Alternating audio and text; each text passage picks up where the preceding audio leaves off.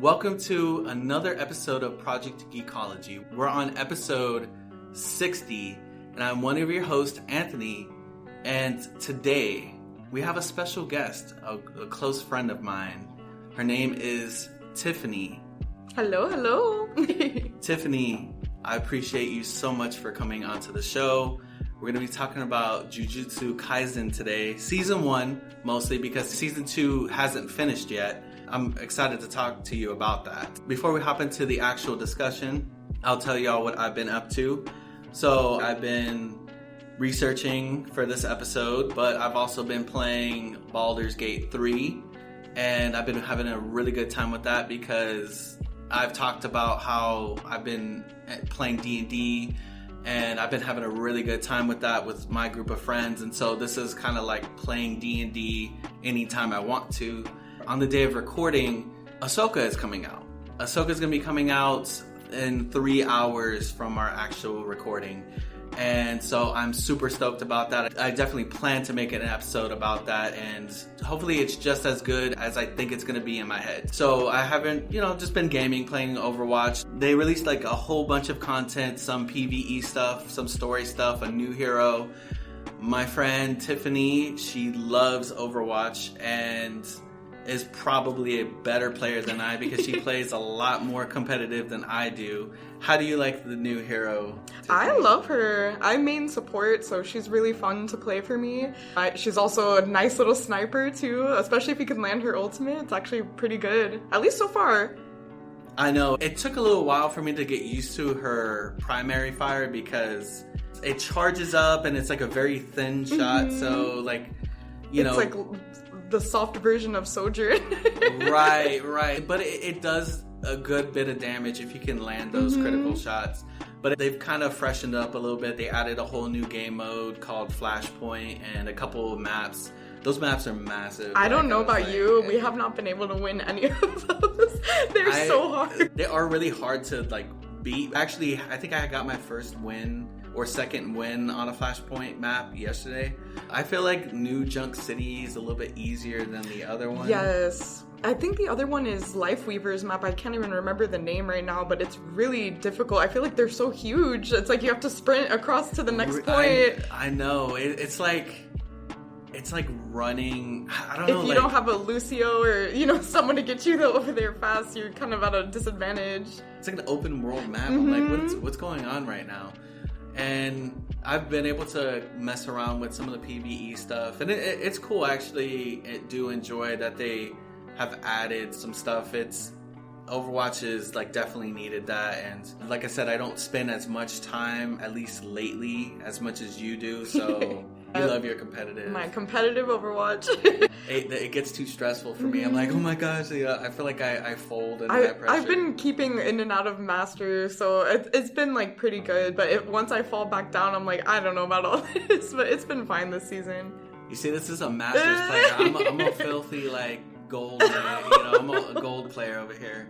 But yeah, so Tiffany, they know enough about me. I don't need to talk much about myself, but tell the listeners a little bit about you. You're a really big anime fan. This is why I have you on for this episode. Yes, I love anime. Even just last month, Anthony and I at SuperCon, we met the voice actors for Naruto, and it was life-changing. She was amazing, but I think a lot of our friendship has actually kind of stemmed from our mutual love for anime. Oh my gosh, what was it? Even at SuperCon, I was dressed for Chainsaw Man. We met so many people there.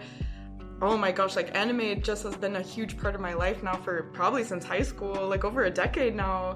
And even probably even before that, because I remember when I was a teenager, I would have manga, and this was back in the days before it was cool. I used to get picked on for reading manga, so nowadays it's all cool. I remember in high school, I wore that thing like a badge of honor. I was the nerd. In middle school, it was definitely a lot harder being an anime fan. So I posted on Twitter or X or whatever it is now that I'm planning on doing a Sailor Moon episode. And honestly, Sailor Moon was very big in those early days for me in anime. And Dragon Ball Z and, you know, the whole Toonami era.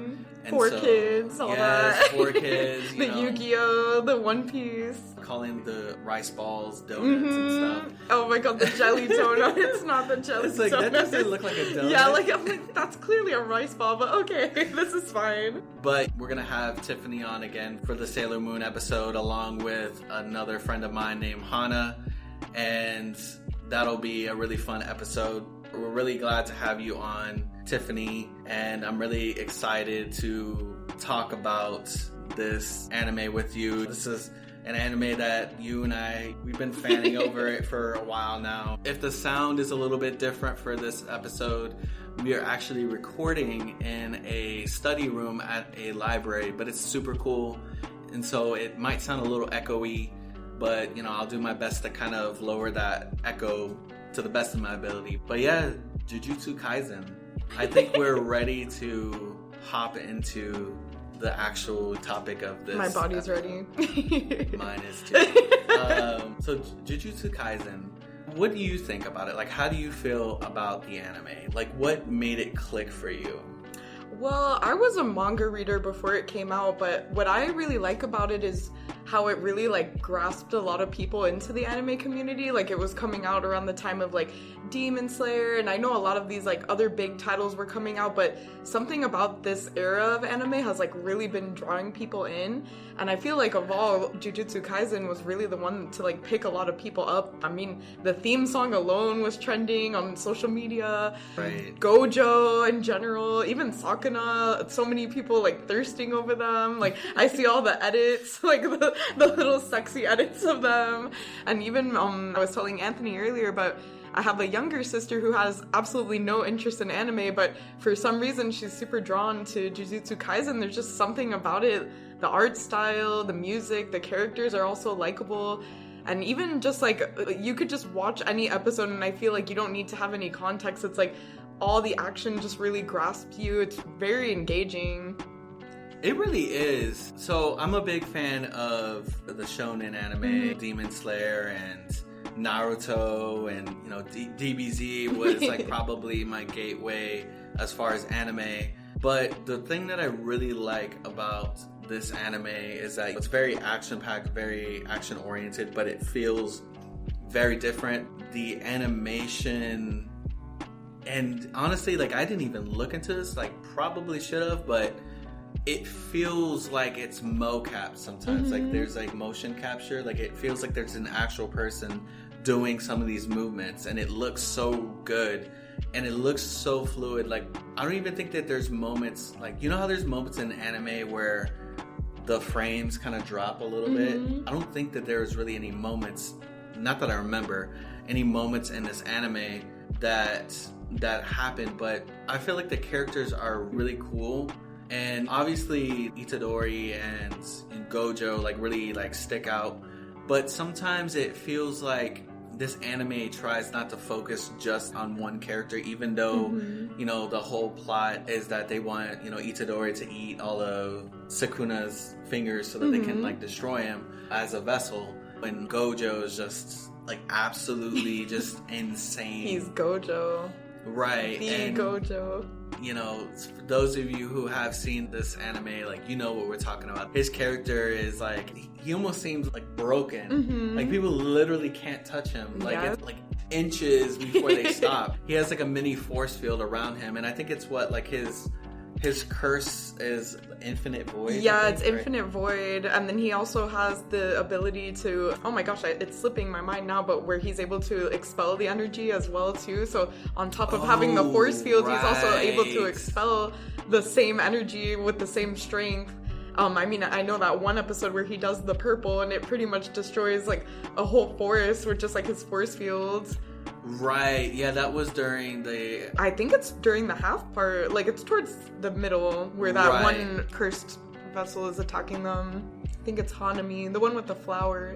Yes. I think what, like, really drew me into this anime, I like the characters, they're cool, but just the way it's written, like, really well, but, like, how well it's animated. Like, that studio is working wonders, whereas, like, you can tell with studios behind like, Demon Slayer and My Hero that, they're trying to get out as much as they can. I'm not saying that the quality is sacrificed, but it feels like the quality of Jujutsu Kaisen, it feels like something that's been worked on for so long, and that they don't have any deadlines, that they can just they can release it whenever they want to. It feels like somebody's like love child that they've kind of molded, and it's something that's really just like well done. So what would you say? So I know you like, Gojo. Would you say that's your favorite character, or do you?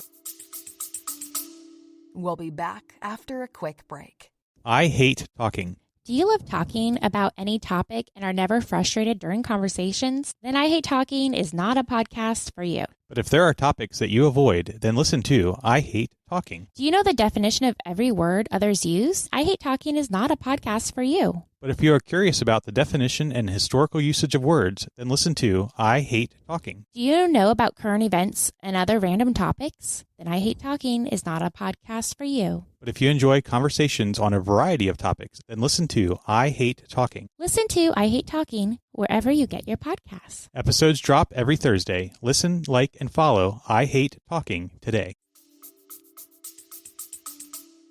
Mine is actually Toge, the one that he can only speak using fish. Yes. So he's my favorite, the cursed speech user. I actually like him a lot too. He's one of my favorites. And Maki is amazing. I like Maki because she can't use any curse abilities and she can't see any curses. So she has these special glasses that allow her to see curses, but her fighting ability with weapons, like curse infused weapons, like she's really good. And the animation that they use on her is amazing. Yes, she's amazing. I especially loved what they did with her in like that movie. Oh yeah, where she's fighting Yuta. That's all. That skirt scene in particular. It's like, oh my goodness. Panda's oh, a trip. Panda's just Panda. Yeah, Panda's just Panda. Panda, what is like a curse? He's almost like a doll, it's not like a stuffed animal, but he's almost like a robot kind of, because remember the principal, he uses like puppets and things like that, so it's almost like an extension of that. Right, like kind of like with Mekamaru. Yes. Yeah. Mekamaru, oh my gosh. But yeah, so let me see. Even Toto. Yeah. The best of friendo. He's the best. Tuna. Yeah. Salmon. Bonita flakes. There's a lot of characters to like in this anime, and not just Itadori. I really like his character because he's just naturally strong. Yeah. And he'll punch somebody and they'll be like, oh my gosh, he didn't use any curse energy. Is he really just that strong? And he's just a nice person too. Like he just wants to protect his friends and his classmates. He's sweet. He's a good person. Yeah. What would you say your favorite part of that first season is? For those of you who have not watched the anime, or you've watched like maybe one episode and kind of got turned off on it, go push it a little bit further. It definitely ramps up. It definitely gets a lot better, and the further you get into the season, it just gets so much better. But what would you say that your favorite part of the season is? I think I have two, and it's like for two different reasons. So there's this one episode where it's just about them playing baseball. I think you know what I'm talking about. So it's more of like a slice of life episode, even though like we've already seen all these characters like kicking butt and using all their abilities. But this episode, they're literally just changing pace and just playing a nice game of baseball. And I just remember they're using like Mekamaru as like the pitching machine. Remember, he's like shooting the baseballs. And then they have Toto. He gets hit in the face with a baseball, and they're all just like, nice pitch, like yelling at him. And I think it's Yuji actually. He's like, wow, Toto, like no one actually likes you at all, really. And he's like, oh my god, I have no friends. Like it's like so funny. And I think I want to say my second one is actually towards the end, the fight with Nobara and Yuji when they're fighting those two brothers. And it's that one fight where it's animated really well, and it actually goes to a song. I just remember specifically there's like this one part of the fight where it goes along with this guitar riff. Like you just hear this heavy guitar riff, and it's changing between Yuji, Nobara, and Yuji, Nobara. I remember that scene. I was like, this is easily going to be like anime of the year just with that one fight alone. So I know exactly what you're talking about. It's actually really cool that you bring that up, because there were a few moments where there were fights or situations happening where a background track was playing, and it would go really well with those scenes. And so the utilization of the songs, like actually in the anime, was really well done. But you were kind of talking about how popular the songs are. One of my favorites is the first half of the season, the outro song. Oh, that's easily one of the best outro songs ever. I know, right? I was like, oh my gosh, this is like a jam. I mean, they're all really, really good. The intros, the outros, for both the first half and the latter half. But that first outro was just like, even the animation, like it has like the pop of colors, like their cute little outfits, and it's kind of like the same thing like the baseball scene where it's like, okay, so I've seen these characters at like their prime where they're like fighting, and then now they're just like dancing and shopping, and it's like amazing to see that too. Yes. I love it when they have those moments where they can kind of, where it's not all action, but it doesn't feel like it's a filler. And I feel like the episodes that seemed kind of filler, they like served a purpose. It wasn't like a bad filler. Kind of like One Piece will use some of their fillers as a driving point for the story.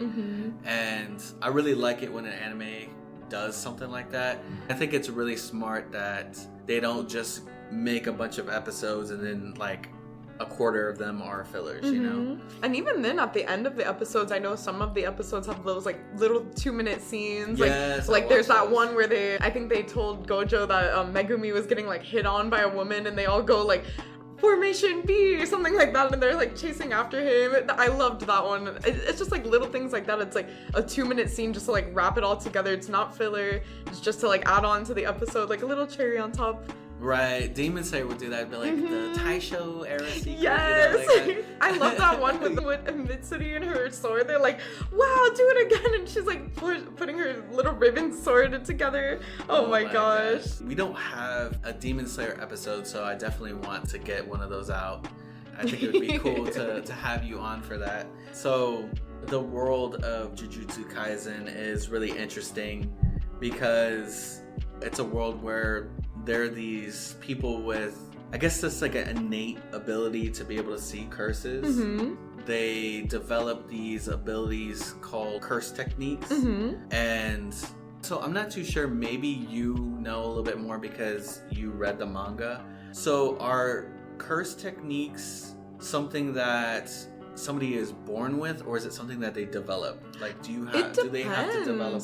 Some people can be born with them, like Gojo, for instance. Like his technique it's actually a technique that's not brought for like another 100 years or something like that. So that's why Gojo's regarded as so strong, because that's only birthed in his clan. I can't remember what his clan is called, but it's something similar to Megumi's clan, that Zenin clan. It's a very similar clan. So even like Megumi's clan, like they're all born with different techniques, and unfortunately how we were talking about Maki earlier is one of the unfortunate few that doesn't happen to have any techniques, but Megumi actually ended up getting like one of the better techniques, and you know, it's up to them to kind of like perfect it. It's almost like, I want to say almost similar to Naruto. It's like, you know, they just kind of have to like hone on their technique and like figure it out and kind of make it their own thing. Even like One Piece, it's like, I know in One Piece they're not born with it. It's like they have to eat the fruit, but it's like only Luffy could kind of figure out how to use the gum fruit the way he would. I don't think anyone else could probably use it the same way he would, you know? Right.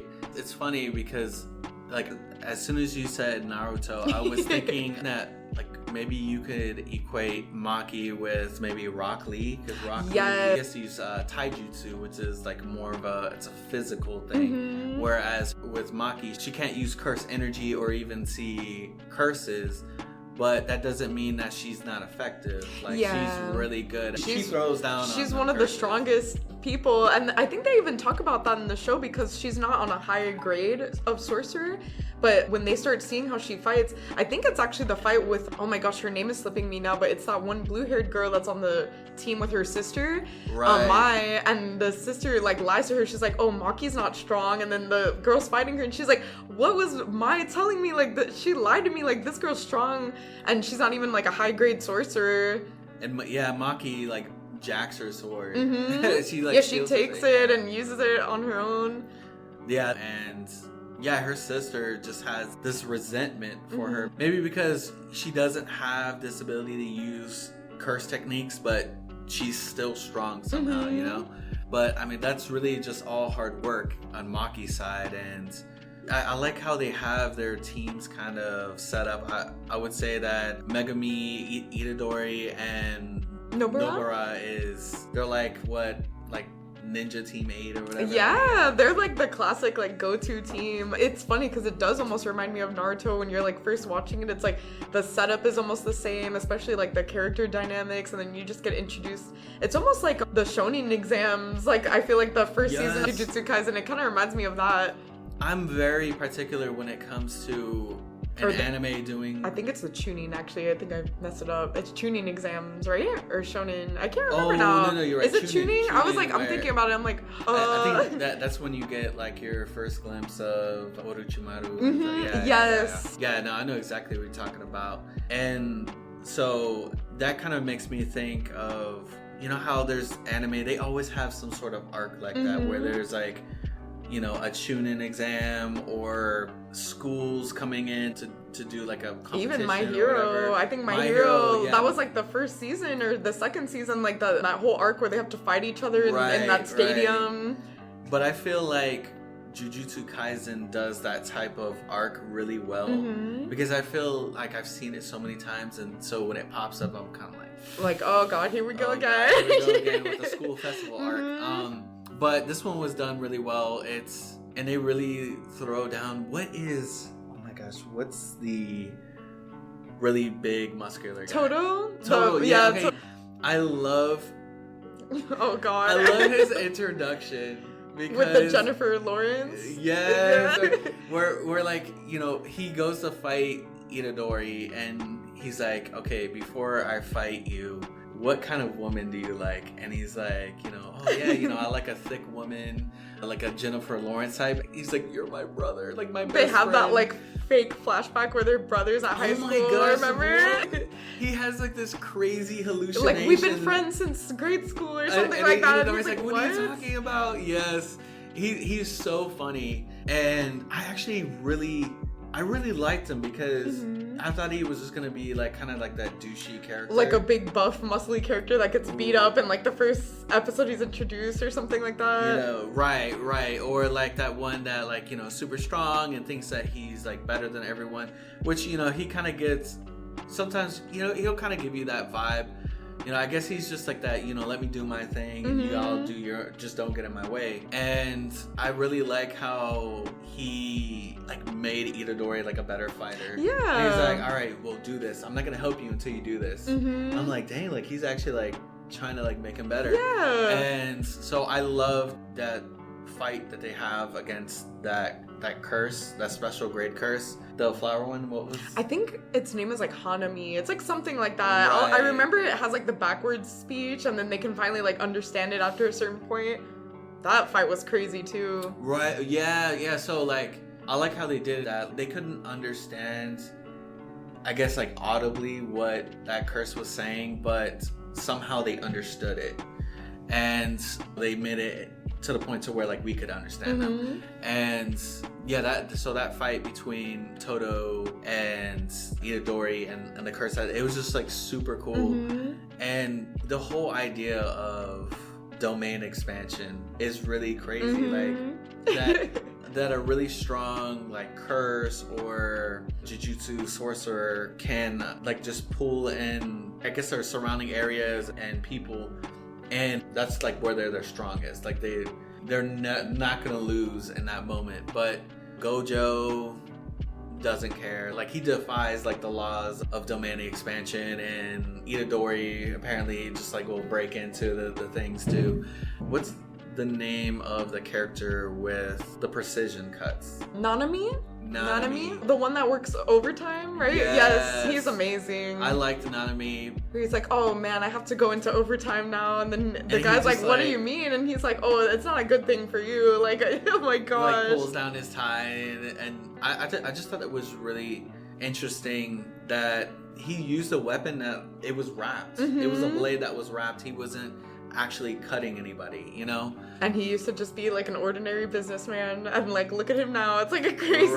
Right. And I like his background. They kind of explain how he went from, because he didn't want to do jujutsu sorcery. He was just like, kind of like what a drag type of, but then he kind of figured that he wanted to do it because I guess like the 9 to 5 wasn't really like doing it for him. Yeah, and I think it finally hit him too that like he could be doing something a lot more with his time and like skill. Absolutely. And when he helped that girl in it's like a little bakery by his house. I thought it was like really sweet. It's really cool that when somebody is like feeling the effects of a curse, there's like an actual physical feeling that when that curse is destroyed, it's like lifted.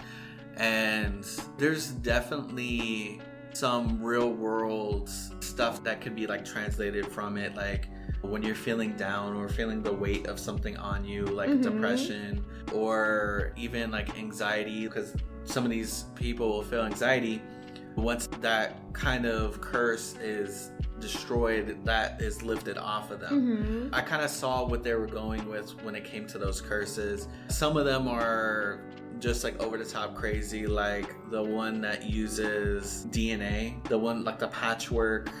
Oh my god, his name's gonna bother me. I know who you're talking about though. He's like the main villain of the season. I think it's like Mahito or something like with an M. I can't remember though. It's gonna slip my mind. How he can like fuse humans with the curses and stuff like that. He has like a crazy. It's that one, right? His was so crazy. Yeah. And I was so worried for Nanami because I was like, oh my gosh, like don't let this guy touch you, because all he needed was to touch to like kind of, I guess, get a bit of that DNA to kind of shift it. And yeah, like I really felt bad for some of the characters, like, Itadori befriended somebody that was kind of under the tutelage of that individual and was kind of bringing him out of it with friendship. And just for him to, in the end get turned into this just heinous creature, I felt like really bad. And this cause that Itadori has, he doesn't want to kill anybody, but he knows that it's kind of inevitable to happen. What would you say the relationship with Itadori, Megumi, and Nobara are? How is their dynamic? What would you say? Nobara is like very out to make her own name. She wants to be known for something. Her abilities are really cool. I guess she uses like curse tools or whatever. With a hammer. And Megumi is really the one that brings Itadori into the fold. His abilities are really cool because he summons. And so Itadori is just like raw strength pretty much. So how would you explain their dynamic? Like they work together, but they're also kind of like, he's like the puppy of the group. Itadori, They kind of remind me, and it's funny because I think Jujutsu Kaisen was a little before Chainsaw Man, but it's almost like that dynamic of like Chainsaw Man too, like the main characters. It's like Megumi is kind of like the older brother, like taking charge of the group, even though Yuji's probably the strongest in the group. It's always Megumi that seems to be like in charge of the two little kids. And I feel like it's really cute too because Nobara and Yuji almost like they share like one brain cell when it comes to like their actual personalities. Like they both just want to go shopping, they both want to go eat, they both just want to kill whatever the curse is, get out of there so they can go eat and go shopping. But they both just crack me up because they're always like pestering Megumi. And if you've seen like Chainsaw Man, it kind of reminds me of like that dynamic too, where it's like Aki is the one that's like the big brother kind of a thing, and he's watching Power and Denji. But it just cracks me up seeing that dynamic. It's like something like I can almost like relate to. It's like, you almost have like the silly best friend and then the one that's like, all right guys, come on, we gotta go do the job. It's funny, and especially because Gojo, their mentor, is like just as much of like the one brain cell kind of a thing character too. Right, like he's like really goofy too. And I just find it so funny when a character is so strong and they're just like very so like derpy. Goofy, like so derpy, yeah. And yeah, Gojo just like that's his thing. He fits that bill. Like the rest of the characters, like Gojo will drive some of these like higher ups nuts because just some of the antics he does. He was the one that pretty much saved Itadori. Like they're like, he was like, no, let's just like get all the fingers together and we'll destroy him then. Which even then, like, I mean, is the manga complete or is it still It's still ongoing. So I'm feeling like, knowing Gojo, at least in the first season, he might have a plan to not do that, you know? So we'll see. But I mean, at the end of this season, some of the fingers that the Academy had were taken. Mm-hmm. So I'm assuming that's gonna play like a major role in the second season. So I haven't started the second season yet. Tiffany has, but you know, we're not gonna really talk about the second season until it's out fully and that we can have like an actual conversation about it. But so how close is the anime to the manga art style? I think it's completely accurate. Mappa does such a good job with getting these manga panels completely accurate to the anime. I think more specifically actually with like Gojo specifically, because Gojo has so many scenes in the first season and even the second season. I know you haven't gotten around to it yet, but it's like for some reason with Gojo, it's like they really make sure every scene is like almost frame for frame. Like I know Mappa's really good about translating manga to anime with no problem at all. And even like I feel like things that wouldn't make sense, if that makes sense, like when it's animated, it's like they kind of take it to like a whole nother level. Like it's like they almost like upgrade the manga page, if that makes sense. Like something that's just like a 2-panel page, they make it this like amazing, breathtaking scene on top of with the music, the colors, the animation. They've been knocking it out of the park. You know, Gojo, he usually has his eyes covered with a blindfold, but whenever you do see his eyes look very similar to Cloud's. Mm-hmm. It reminds me of Cloud's, you know, Cloud has like that, it's like the influence of the Mako. So Gojo's eyes look very similar to that. And I'm assuming that that's like all a part of his curse technique. Yeah, and I know, again, like you haven't gotten to the second season, but they do kind of explain that a little bit because it's more of like a prequel. But there's certain scenes, and Mappa does a good job of animating it, but when it almost looks like more cloudy, it's because he's using his ability to like protect those around him and he can see like all around him. But if you kind of see his eyes are just like a pale blue, he's not using it. But in the first season, since he's an adult, he's actually mastered it. So every time we see it, it's like that cloudy, almost like jeweled, like it almost looks like a sapphire or something. It's like so beautiful how they do it. It's like the whole budget is on his eyes almost. Yes, like super sparkly and blue. It looks very fitting for his actual like curse technique, because this curse technique, it's so like cosmic. And when he used his domain expansion against the volcano curse, I was just like, what is happening right now? What in the interstellar is happening? Like he just like dropped this thing I into think like he's a black carrying hole. Yuji too, like at the same time, and even Yuji's like, what am I looking at? Like, oh right, my god. right. That would have made me like, oh my god, what's happening? But then he also like finds it like really, really cool. It seems like you have a finger on the pulse of manga and anime. So you feel like since Jujutsu Kaisen has come out that there has been like an uptick in anime consumption? Oh, I think so. I mean, even here, Anthony and I were just walking around the library that we're at, and they have a whole shelf of manga. And I feel like if that was like, most of the people that are here are like young kids, and I'm like thinking back of like when I was a kid coming in the library, I don't think I ever saw manga, at least when I was into manga. I had to like order them online or go, I think back in the day was Borders or Barnes and Noble, you had to like special order them. Now it's like, oh, you could just come to the library and read them. Even the other day I went to Sawgrass and they had a bookstore. It wasn't even a bookstore, it was mostly manga in there, and I was honestly kind of surprised to see how much manga was in there. And they had like full sets, like things that I wouldn't even dream of seeing in real life. Like they just have them there for sale, and it's becoming like a huge thing now. Even like, I mean, I know you can see me, but I have like a bunch of anime tattoos, and like it's more accepted now. Like I feel like before it's like, okay, I have a Naruto tattoo, I feel like someone would be like, oh my god, why do you have Naruto tattooed? It's like, no, now it's like that's the cool thing. Everyone now, I feel like I go on my feed and it's like all I see now is just like, how can I consume this form in any way, you know? So for those of you who can't see, Tiffany has a really cool Naruto tattoo, and those of you that have seen Naruto would know it's Jiraiya and Naruto sharing an ice cream, and you know how significant that is if you've seen Naruto. And She also has, Ponyo and Inosuke. So anime really has impacted. Over the years, the more and more these newer anime have come out, the animation has really blown me out of the water. Like, it's just... Even just, like, simple shows, like, these, like, little 12-episode shows, it's like, you don't think anything of it, and, like, you go into it, and it's like, wow, that's probably, like, the best anime I've ever seen, and I had, like, no expectation going into it. It's like, they just seem to keep getting better and better. Right. I was really surprised with Jujutsu Kaisen that this first season was like, what, 24 episodes? Yes. So an anime of that quality, having that many episodes, it's not that common anymore. Or at least Demon Slayer, they don't want any fluff and they're just sticking to their like 12 to 13 episodes. Yeah. And then you throw a movie in between and call it a day. Right, yeah. Which that was really good. I think that came out earlier this year, that movie.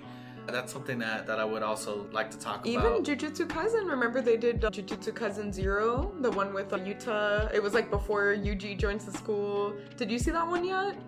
Yeah, that one's good with Yuta and Rika. It's like the guy that has the ring. Right, the guy with the ring, and that one was good too. That the whole time it was like him that was keeping this individual tied to the earth, and that was a really good movie. For those of you that have seen Jujutsu Kaisen and haven't seen the movie, I recommend seeing the movie. It was really good. I don't know what it is. Like, every time there's like a movie for an anime, like the animation is like, they make it very cinematic, or maybe it's just like the wide.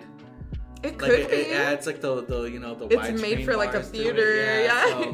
So it feels like very cinematic, and it's a lot of action. So, I mean, it's an anime movie. You gotta have something. You have to have something to keep somebody going. I'm not gonna, it's hard to kind of sit for like an hour and 40 minutes if it's gonna be kind of like a typical anime episode. So we've talked a little bit about like bits and pieces about the plot, but in a brief summary, what would you say that the plot for this first season is, at least?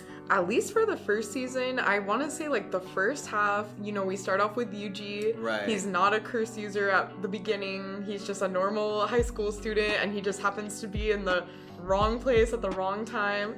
Yes. And his class, I believe he's in that like paranormal, it was like a paranormal after school class.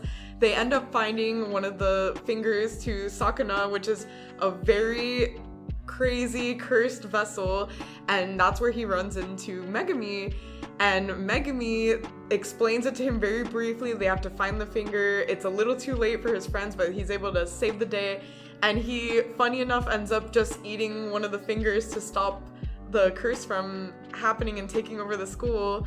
And that's kind of where our plot starts, because in doing so, the cursed vessel Sakuna takes over his body, and that's when Gojo comes in, and it's like a whole thing about Yuji kind of fighting the vessel of Sakuna, and they end up realizing that Yuji's probably the only one that can handle Sakuna. Right, so, like reel him in. Yeah, that was kind of crazy. I loved that scene too, where like Gojo's like, "Oh, we're about to fight right now." He's like, "Give me 10 minutes." Yeah, like I'm the strongest. Like, don't worry, we got this.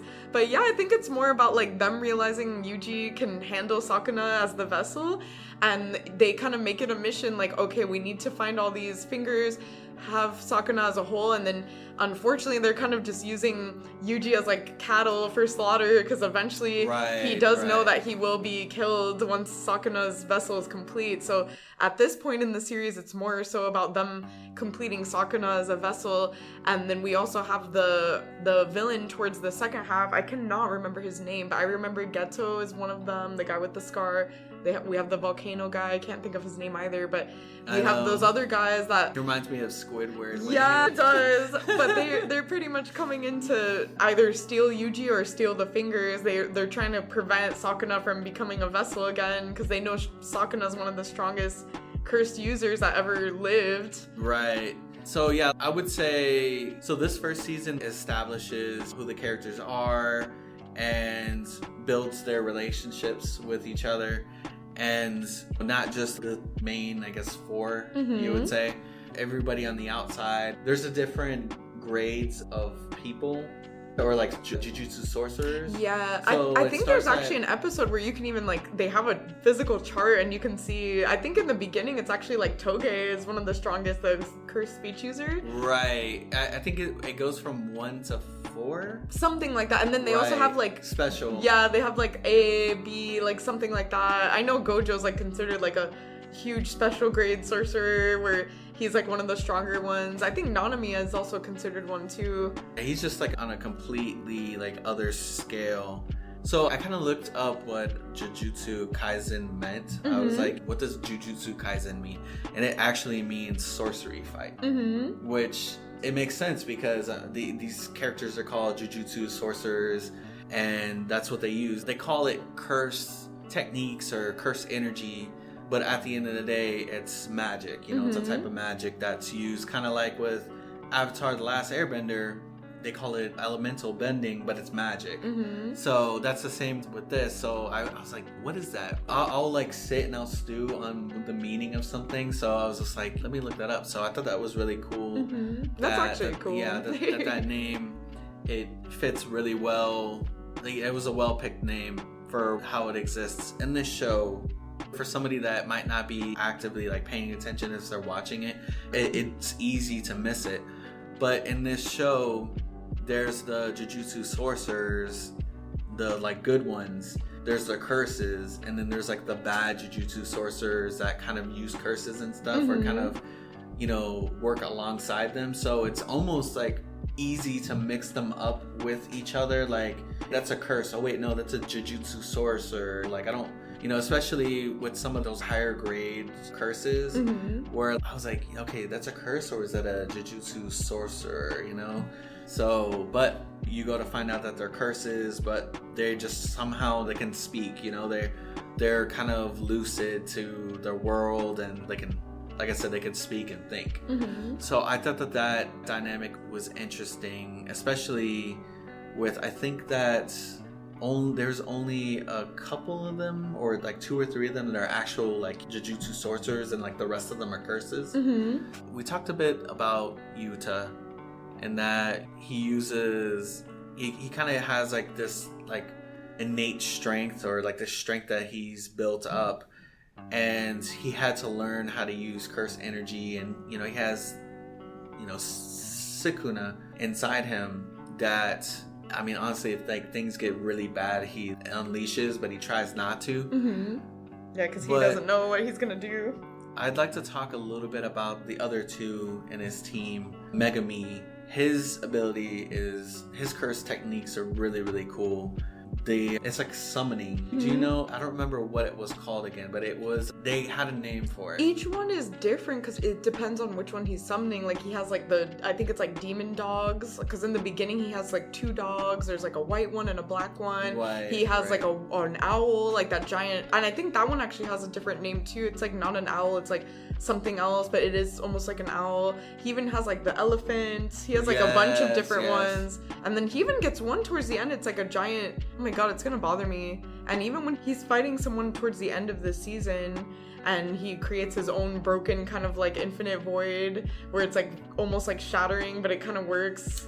Oh yes, like it was his like dimension. Right, his domain expansion. Yes. Right. That was really cool. So he can use weapons. Like, he's a decent weapon fighter, but would you say that his specialty is those summons? I think so, because he works more so with his cursed energy, and I think now more than anything he's probably going to use that to his advantage, because I think he's already like very skilled with weapons, especially because he's from the same clan as Maki, so they've been training together at the school, so he's always going to have that to fall back on, like being able to train with Maki and the rest of his classmates. But I think because that's like a skill all his own, his curse technique, he's probably gonna start like using that for his own advantage, and like, okay, I need to really start working on this, because him and Yuji, even though it's like not really ever stated, it's like they almost have like a little rivalry going on. Like, I need to be stronger than him, and it's not even more so like a rivalry, it's like I need to be strong so I can protect him in these moments, because in that one fight where he does use his domain expansion, he was about to lose to this like low grade cursed, I think it was like just like an object or something like that, and he ended up winning by like the skin of his teeth with his like domain. And then it's like crazy how far he's kind of come, because it was like even shattering and he was able to hold it without even being taught how to properly do it. He's definitely progressed through the series, but he did come to that realization, and even like Sekuna was like, why are you kind of holding back? You're kind of wasting your abilities. And he came to that realization that I'm going to start pushing myself to be like better. That's what Itadori is doing, and that's what even like Nobara, she like pushes herself too. Like she had like that really cool moment in the school competitions, like from it was like the Tokyo school. And oh yes, she's fighting like the girl on the broom. Yes. The one on the broom, she gave me like Sabrina vibes. You know? It was almost like Kiki's delivery service, but she was like crazy. Like I guess that's her technique, but she's like pretty smart with her abilities. So hers, I guess, it's centered around the hammer, and that hammer that she has in the nails. Yeah, because she originally grew up in like the kind of like farmland. Like she's never really been in the city, so I think she kind of perfected like what she could get a hold of. So she uses this little hammer and some nails, and she also has like some little jokey toys too. Because for instance, that witch fight that she's fighting the girl on the broom, remember when she finally gets her down, she has like this huge toy hammer, because she even tells her, she's like, if I use my hammer, you're going to die right now. So she uses the toy hammer to just like get her unconscious, essentially. Right, to pretty much hold back. Like she didn't want to kill this individual. Yes, there's so much in this season that we could unpack. I know. And but that's not really like the purpose of this podcast. Is that I want to get in and I want to like do a dive on like the important stuff and like some of the background stuff. And so I definitely like your outlook on this anime and your input reading the manga. So I didn't even know that you read the manga, so like you're even more prepared for this episode than I thought that you were. I mean, not that you weren't. It's like, how dare you? Just Tiffany coming up and showing me up on my own podcast. So no, no, I'm just kidding. That's the thing. I need to refresh. Like, I feel like I'm just like pulling out what I can remember. I feel like I need to go back and like reread it. I've just been reading what's coming out, and it's been insane. Well, there's a lot on this anime. It's really good, down to the animation. We kind of talked about some of the themes, especially behind the curses and some of the representations of those curses, and that each of these characters kind of have like their own things that they have to overcome. Itadori, Megumi, Nobara, even like all the other auxiliary characters, secondary characters, they all kind of have their own part that they fit into this. And there's even that like stretch where Itadori wasn't even part of the group. He didn't join them until like that whole school competition arc. There's so much about this anime that really like impacted me, and not just that it was over the top action packed, but just the way that it looked. The art style was really good. It was animated really good. The utilization of the music, the character growth was just, I thought that it was like really top-notch storytelling. And for those of you, like I said, like if you haven't watched this anime, then I would give it a chance. Even if you watch the first couple of episodes, push through it. It gets better. Watch the movie, and start on season 2 or wait till it finishes. And so that's kind of my last thoughts on it. Do you have any last thoughts on Jujutsu Kaisen that you would like to impart on the dear listeners of Project Geekology? No, I mean, honestly, what you said was great. I think definitely if you haven't given it a chance, it's worth the hype. It's one of those few that's actually worth the hype. Everything about it is just amazing. Like, I think within maybe the first 5 episodes, if you're not already like gotten your attention grabbed by it, that's you. But I think everyone else, it's an easy watch. It's just so attention grabbing, and like honestly, if I were to rewatch it again, I think I could do it in like 2-3 days, because it's just so action packed. It's such a good show. Even the movie, I could rewatch the movie no problem. It's such a good just a little watch, I think it's not even an hour and a half. It's really good. Yeah, everything about it. The animation, I feel like the animation of the movie just like steps it up a notch. I'm like, oh, it's already good, and then they just like, took it like a tier higher. They were like, all right. And the story is cool. The introduction of Yuta and was it Yuta and Rika's the ghost, yes, the little spirit that's with him. So I thought that was really cool, and kind of that connection that he had with her and with the past. That was sad, but yeah. It is sad, and like it kind of gets you thinking about like more of their universe. It's like how many other people are like Yuta, where it's like something terrible has happened to them and now they have to live with like almost like a cursed or something like an object. It's like you never know. Even like what's it called? I feel like some of the characters in the show are kind of like that. Like maybe something happened to them and that's why they're affected, and maybe they have these curse techniques. It's like we don't know, and maybe we'll get more of like a background on them. But Yuta's kind of like the first deep dive where it's like, geez, something traumatic happened to him and now he's a cursed technique user, and before he was just a normal kid just with like his crush, It's like so sad. And there was moments in the show where they fought these things that looked like curses, but they were actually people. So I mean, there's you just never know. It really kind of builds onto that. So, but yes, thank you so much, Tiffany, for imparting your knowledge. We're gonna definitely have you on this show again. We're gonna I'm like, yay. We're gonna have that Sailor Moon episode, and we gotta do a Demon Slayer one now. Yes, you gotta do one now. Absolutely.